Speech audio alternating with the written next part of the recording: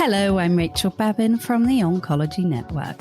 Welcome to the Oncology Podcast's Experts on Point series.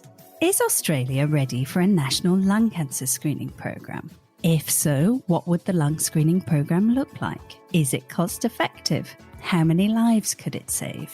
In today's episode, I explore fascinating new research on lung cancer screening programs with Associate Professor Marianne Weber.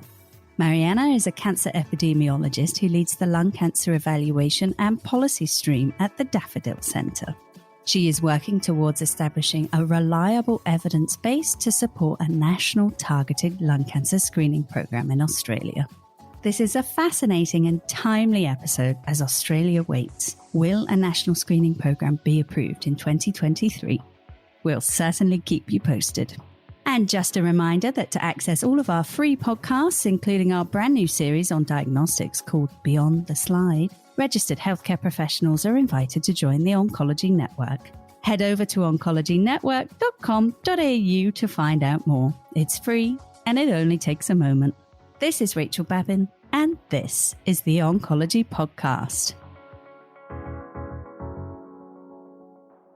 Hi Marianne, welcome to the show. Hi, thank you very much for having me. Oh, my pleasure. Now, before we get started, I always like to ask a personal question, if I may. Just helps our listeners to get to know you better before we get stuck into the details. Can you tell us something surprising about yourself or about your life outside of the oncology world?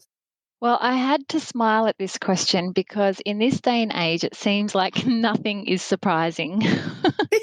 So I really had to stretch to think, what is surprising about my life? And this is probably not that surprising, but I did start learning ballet when I was in my early 30s. And now 15 years or so on, I can say that I'm probably still considered a beginner. It's one of those things that's very difficult to master when you're an adult. Yes, I imagine so. I mean, I had lessons when I was a child and it was very difficult for me then. Yeah. Not naturally graceful. Oh, good on you. So do you compete? Oh, God, or no. have you performed? No, not with ballet. No. Just Really for fun? just, personal development for fun. It's almost like a meditation. It's great exercise. Yeah, it's great. It's wonderful. Yes. So does it help you with a kind of burnout and work-life balance? Oh, definitely. Yeah. I highly recommend it to anybody. Excellent. Well, thank you very much. Now we'll move on to lung cancer screening. So what inspired your interest in thoracic oncology? Well, I guess I am a cancer epidemiologist and I have been working at the research division at Cancer Council New South Wales for over 15 years. And when I started in that role, it was primarily working on a longitudinal study of healthy aging. So this study is called the 45 and Up study, and it has over 250,000 people from New South Wales in the study, and they filled in a health and lifestyle questionnaire, and they've been followed now for about 15 years. So my role was really quantifying risk factors for cancer in the Australian context and looking at patterns of care and pathways to diagnosis for people with cancer. And that work included a focus on smoking as a cancer risk factor. It also included characterising people who are likely to engage in cancer screening.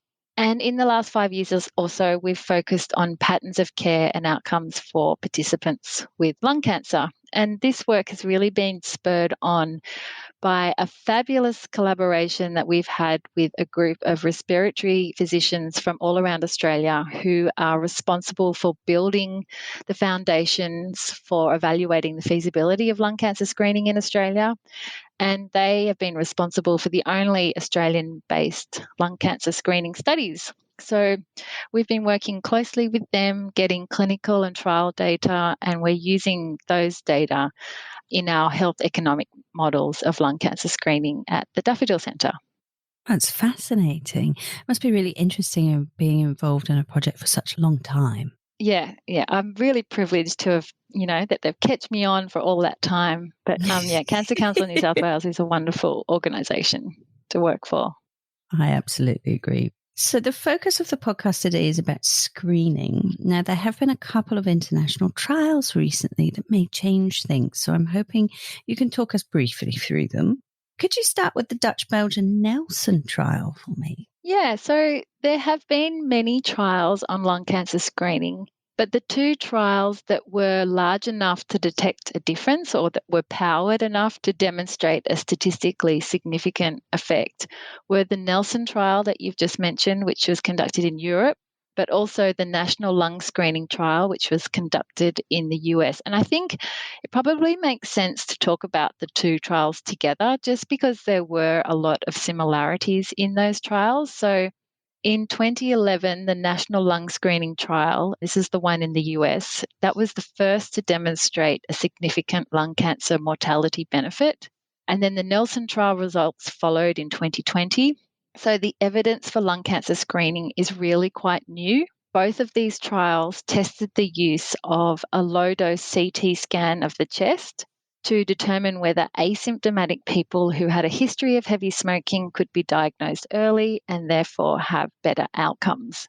And before these trials, there was really no technology that could effectively detect lung cancer early in asymptomatic people. And I think it's worth emphasising that the aim of cancer screening is to detect early disease before it's symptomatic.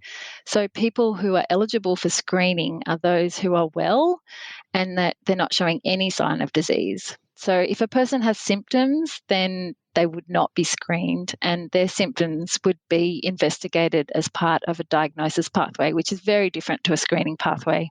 So these two trials were very similar. They recruited volunteers with a history of heavy smoking, and eligibility was defined broadly by the number of years they'd smoked, the number of cigarettes they'd smoked per day, and also their age. So in the Nelson trial, the volunteers were aged 50 to 74, and they had to have smoked more than 15 cigarettes per day for more than 25 years, or more than 10 cigarettes per day for more than 30 years. And if they no longer smoked, they had to have quit within the last 10 years. And similarly, for the NLST, they were aged 55 to 74. They had to have 30 pack years at least, and they had to have quit within the last 15 years. So slightly different criteria around their smoking history, slightly different criteria around age. So the Nelson trial recruited around 15,000 volunteers, of which around 85% were men. And the NLST recruited 53,000 volunteers, and 60% of them were men, 40% were women. And in both trials, participants received a low-dose CT scan of the chest. In the NLST, they had 3 scans, which were 12 months apart. And the Nelson trial, originally, they also had 3 scans, 12 months apart. And then towards the end of the trial, they received a bit of extra funding. So the participants received a 4th scan about 18 months after their 3rd scan. So in both the trials, the scans were assessed for lung nodules or lesions. So this was the early signs of a cancer growing, a tumour. However, as you can imagine, many of the participants had nodules, and this was the difficult part of screening, remembering that these people are without symptoms, so determining which nodules are malignant and which are benign can be tricky. And to put it in perspective, across all randomized control trials, around 22 to 50% of the participants have a lung nodule detected at baseline. Between 3 and 13% will develop a new nodule after baseline. However, only around 1 to 3% of all participants will end up developing lung cancer. So it's like trying to find a needle in a haystack. Yeah, and this is the thing with screening tests, they're never perfect. So this is why there's always this challenge of balancing the harms and benefits. And both the trials assess the nodules based on size. So in the NLST, they followed up any nodule that was 4 millimetres or bigger, and in the Nelson trial, they used a volumetric method, and nodules were classified by volume and volume doubling time. So in both trials, lung cancer was detected earlier in the screening arm compared to the control arm. And after 6.5 years of follow-up in the NLST, 10 years of follow-up in the Nelson, they found a 20 to 24% decrease in lung cancer mortality. And this is a significant reduction And Nelson actually found that the benefits were better for females. They found almost 40% reduction in women in their trial. And so since the results of these effectiveness trials were released, researchers have now turned to trying to understand the best way of implementing lung cancer screening into their health systems. And so now to Australia. So for our international listeners, I should mention there currently isn't a lung cancer screening program in Australia. Australia does have wonderful cancer screening programs, but lung isn't currently included. But should it be, Marianne? Well, if you're asking me, I would definitely say yes. I mean, Australia could definitely benefit from a lung cancer screening program. Like many other places in the world, lung cancer is the most common cause of cancer death in Australia, and a large proportion of people are diagnosed at a late stage when prognosis is poor. So currently around 40% of people with lung cancer are diagnosed at stage 4, when 5-year relative survival is only around 3%, whereas those that are diagnosed early have a 5-year survival of almost 70%.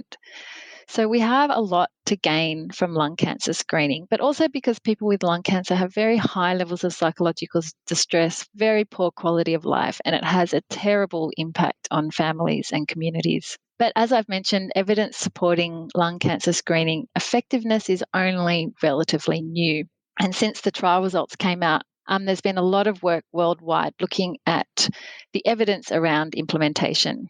So demonstrating that the screening tool works is one thing, but translating those mortality benefits from the trial setting into the local health systems is something completely different. And so far, lung cancer screening has been set up to varying degrees in parts of Europe, parts of Asia, in Canada, the US, the UK, although none of those programs are a full national screening program similar to what we have in Australia with bowel, breast and cervical cancer. So the lessons learned potentially from implementation of lung cancer screening in other jurisdictions are still just developing, and there will never be a one-size-fits-all given that health systems differ from population to population.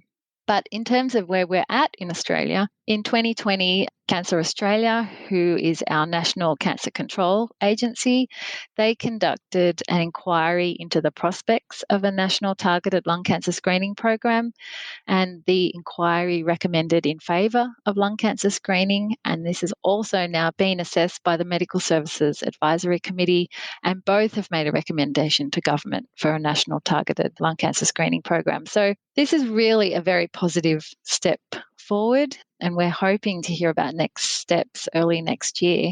So fingers crossed we'll get something up very soon. So potentially some big changes. So if everything is approved and, things start to be put in place next year, how will the screening program look like? So first of all, what kind of people will be invited to participate? Well, I mean, all of these, it's all up for grabs at this point. The Cancer Australia have recommended a certain criteria, which is using a risk tool, a PLCO risk tool. But then MSAC have made a different recommendation, and they've made a recommendation which is more similar to the eligibility criteria for the trials, so 30 pack years type criteria of smoking history. So, I mean, the answers to these questions and many others are yet to be confirmed. Cancer Australia has developed a screening pathway as part of their inquiry, and they've proposed a potential roadmap for screening. But I think the next step will be for these processes to be piloted. But firstly, we would need a public education campaign to bring awareness to the program. I mean, given our other cancer screening programs, Australians have a general understanding of what cancer screening is and have a general kind of understanding of the notion that normally detecting cancer early is usually a good thing. However, even with our existing cancer screening programs, participation rates aren't great. So, for example, for bowel cancer, only around 40% of people participate. So, optimizing participation rates will be a real challenge. And since the people that would be eligible for screening have a history of heavy smoking, I mean, smoking is a highly stigmatized behavior. And so, stigma, along with other factors, can really impact engagement with screening. So that will be a challenge. Yes, perceptions of stigma can be very powerful. Not that long ago, I spoke to Michael Kresovitsky, and he is doing some work with COSA around ageism. And he mentioned in particular older patients with lung cancer and how they really do face this double whammy of bias, the stigma of being a smoker. Do you envisage that will be quite challenging, getting the public behind? It's a real shame though, because most people, when they start smoking, they're teenagers, they're kids, they're Mm. children, and nicotine is a highly, highly addictive substance. So, I think it's really unfair that people are stigmatized for having tobacco dependence. It's not an easy thing to overcome. And often smoking, it's sort of driven by structural factors as well. We know that people with low levels of health literacy, people low socioeconomic areas, that they have higher rates of smoking. So there's a real equity issue here as well. But I know that, this is on Cancer Australia's radar, and Hmm. hopefully, there will be a lot of investment and research effort put into engaging these people in the best and a culturally safe way. I imagine it's going to take a fair amount of creativity because the people that you need to reach aren't necessarily the easiest people to reach, particularly when we're talking about lower socioeconomic groups, regional, rural areas. It did remind me when you were speaking, we spoke to Derek Ragavan over in the States last year, and he had set up what he called his Ragavan, which was a mobile lung screening van. So perhaps solutions like that, something a bit more creative, will be the key. Do you envisage that? A nice team of screening vans? Yes, yes. The wonderful Professor Kwan Fong at the University of Queensland, who runs all of our lung cancer screening studies in Australia, he leads them up. He has grant through the ACRF, and he's got a lung cancer screening mobile van. He's getting one ready to hit the road soon, and we'll see. Hopefully that will lead to, great results. But yeah, and I think that was part of Cancer Australia's plan as well, to test the feasibility of a mobile screening van, much like Breast Screen in Australia, goes to town with the van. And perhaps we should say for the wider audience that lung cancer screening is fairly straightforward, the process of it, as if you're invited to participate. Yeah, so I think at the moment, recruitment will be a real challenge, as we've just discussed. But at the moment, the pathway into screening is envisaged that it's probably going to be via a GP or other health workers. So they would have to assess someone's eligibility in terms of whether they are a long-term heavy smoker, basically, and their age. And if they've quit smoking, I think around 50% of people who would be eligible for screening have actually quit smoking and have been quit for a number of years.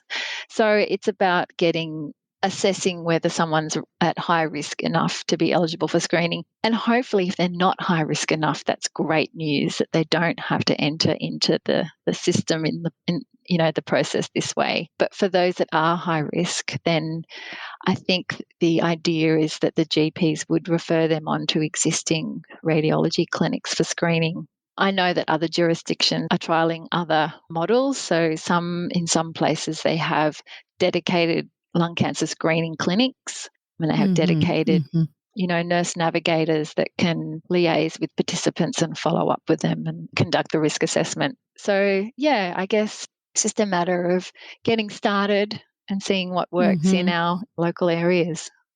And I know that Cancer Australia are consulting with clinicians and consumer groups in an effort to get the program right.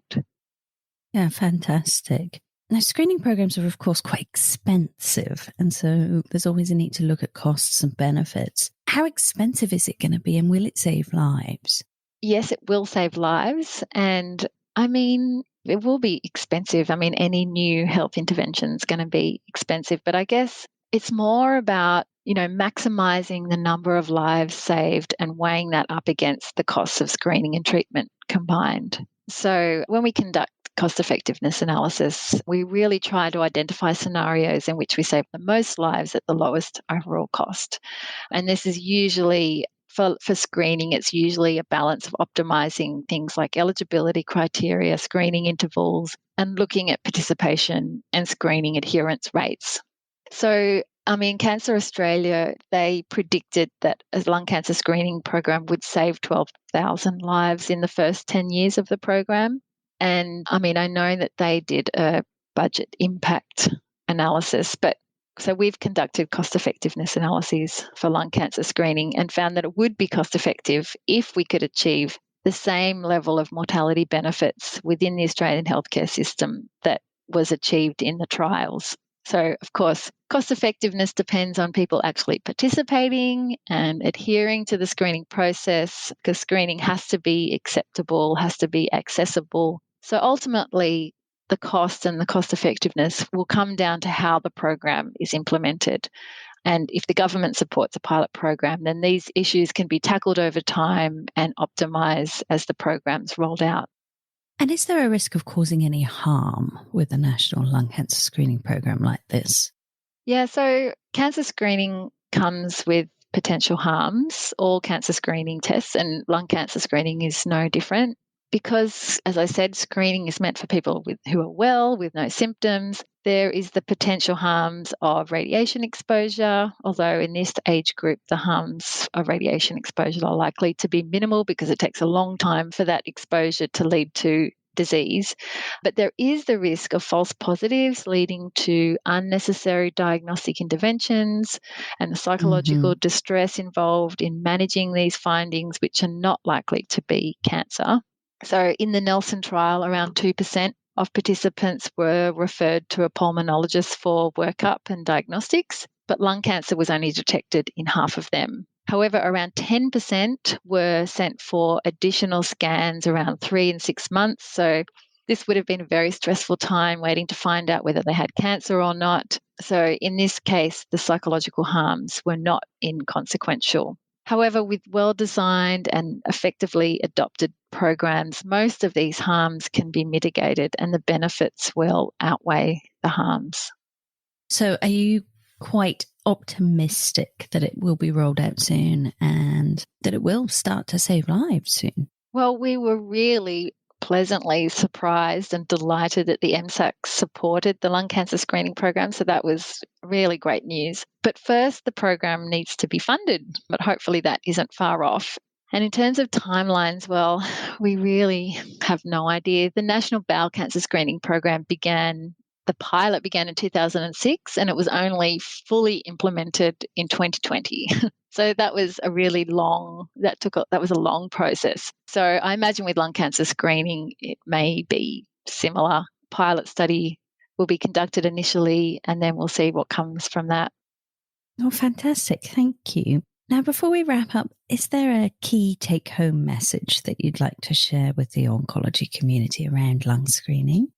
Obviously, if they're an oncology who works with lung cancer, then this will have real implications for their workload and, the way the health system works. So I think if they're interested in knowing more about the current plans for the program, then it might be worth having a look at the Cancer Australia's report, which is available online, and we can share a link to that. But also they can contact Cancer Australia directly if they had questions. But in our research at the Daffodil Centre, we're building a microsimulation model of lung cancer, and we are always on the lookout for medical oncologists in lung cancer who might be interested in sharing their expertise in treatment decisions. Because the treatment landscape for lung cancer is changing so quickly with innovation in immunotherapies and targeted therapies, we are always struggling to find current data on treatment utilisation rates. And at the moment, we're working with 3 wonderful med-oncs who have helped us identify some of their treatment algorithms. But we're always happy to have more, especially if you're working in regional areas. So that's just a little advertisement for our work. If anyone wants to get in touch, that would be really appreciated. Fantastic. Well, thank you. And hopefully we do have some thoracic medical oncologists listening that will be able to help you. Now, are there any other resources that you might like to mention if listeners want to find out more about what you do? I mean, I've talked about that Cancer Australia report a lot, but there is a lot of information in there. So that's a great resource that kind of is a good summary of the evidence up till that point, which was 2020, and also contextualizes it or localizes it within the Australian context. So that's a great report to look at. But I can also share the links for the trial papers that were out. And of course, if anybody wants more information on our work, there's the Daffodil Centre website. If anyone out there is interested in knowing more about lung cancer, in particular, there's always the Cancer Council New South Wales website or Cancer Council Australia. And of course, the Lung Foundation is a great place to go for resources if people are interested in, getting support for a personal diagnosis or, getting support for their families. Highly recommend them as well. Thank you. It's always nice to have some patient-focused resources recommended as well. So thank you. We will include links to all of those things in the show notes on oncologynetwork.com.au. Well, thank you very much, Marianne, for coming on the show today and sharing your thoughts with us. It's been a really interesting conversation. Thank you. And I'm really hoping that you get some good news in the new year. Pleasure. Thank you very much. Me too. Take care. You've been listening to the Oncology Podcast's Experts on Point series, brought to you by the Oncology Network. To hear more podcast episodes, head over to our oncology portal at www.oncologynetwork.com.au. Registration is free for healthcare professionals and will give you access to exclusive content such as our fantastic diagnostic series, Beyond the Slide. If you've enjoyed today's episode, please share it with your colleagues. This is Rachael Babin, and this is the Oncology Podcast.